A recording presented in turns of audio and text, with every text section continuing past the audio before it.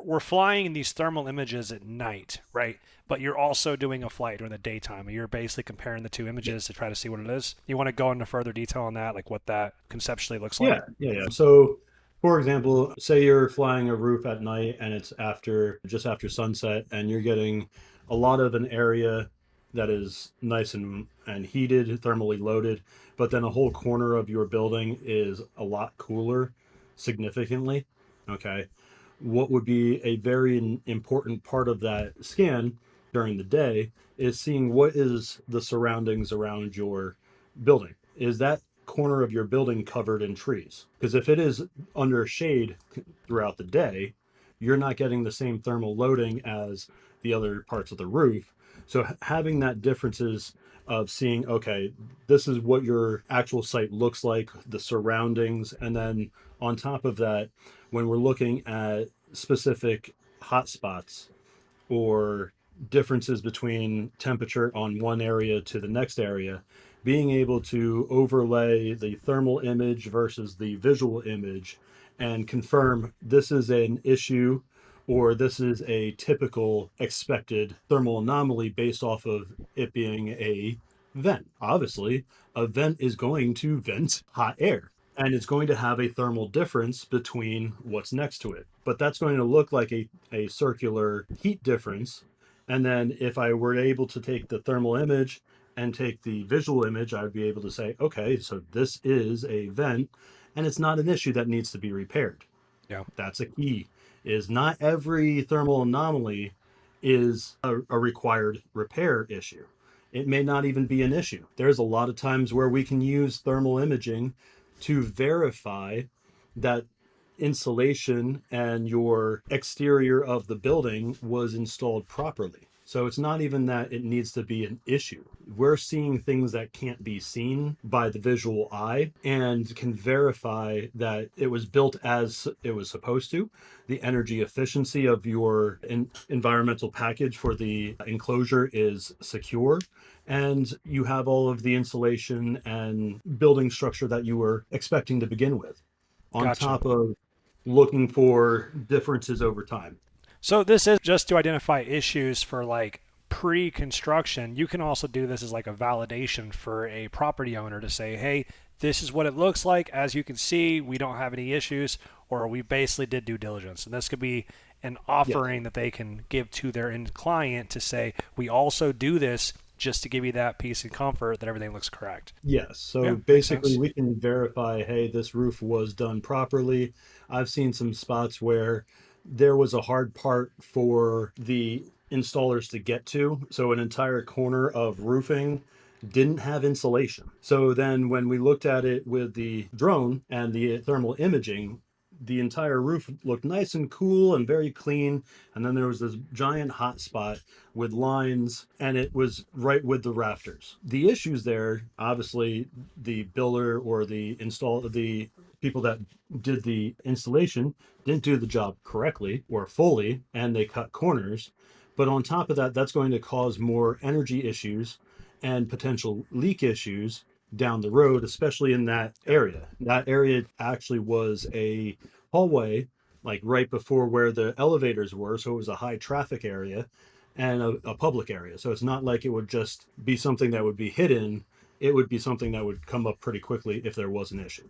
Okay, so yeah, so this is like a liability sort of thing as far as reducing liability on yourself. It's just saying, hey, I want to verify that things were done correctly and I'm not going to have issues down the road. Good. It's also very good to have that pre-damage or pre-issue inspection as a verification to when we do a flight for the specific looking for any thermal anomalies or issues or damages, as a verification back to this is what it should look like, this is what it looked like 2 years ago, this is what it looked like this year. Having those thermal inspections over time, you can see how potential damages, potential water intrusions, HVAC, insulation, all that kind of stuff is working and either be becoming compromised or it got repaired, or hey, this is a growing issue we need to mitigate.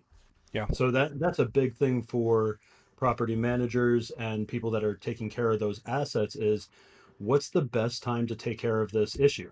Should we do it right now? Do we need, can we wait a year or two, or is this something that needs to be watched and just keep an eye on? Yeah. So like there's not always an immediate issue, but knowing is a lot of times 100% better, and needed to know, you need to know these things ahead of time to even be able to make a plan to act on them.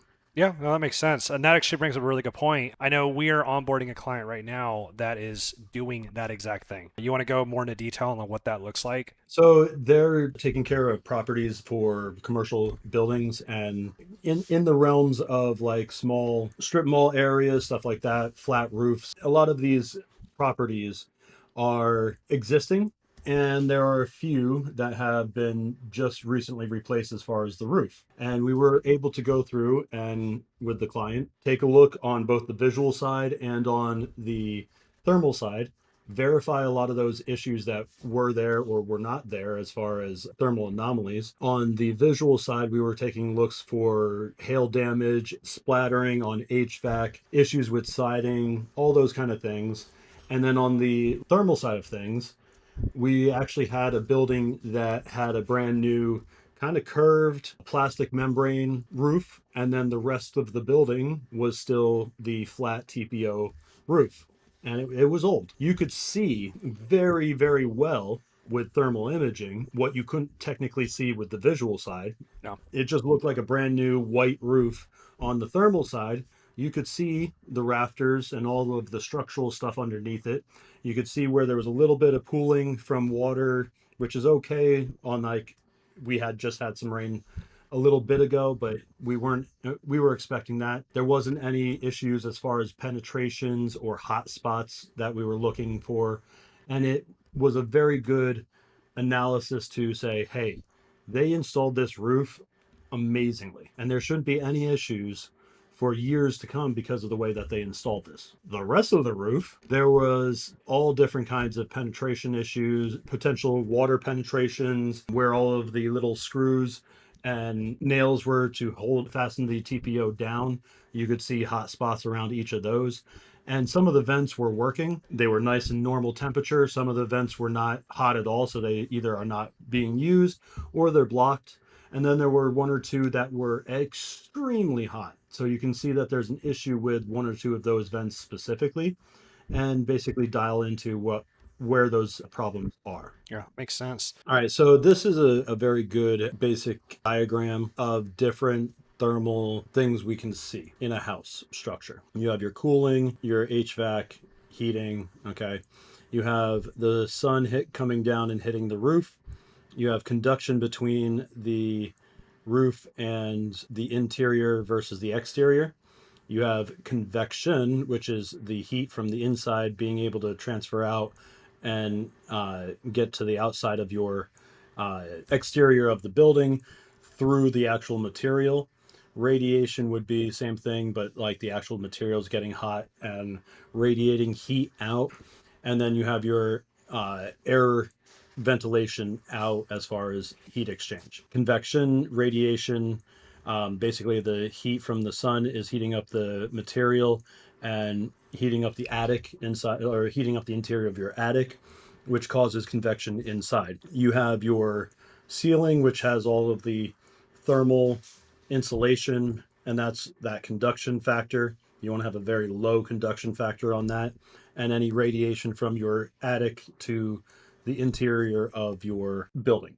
Okay, so that's kind of one really easy way to look at how does thermal affect the entire aspect of your building. Gotcha.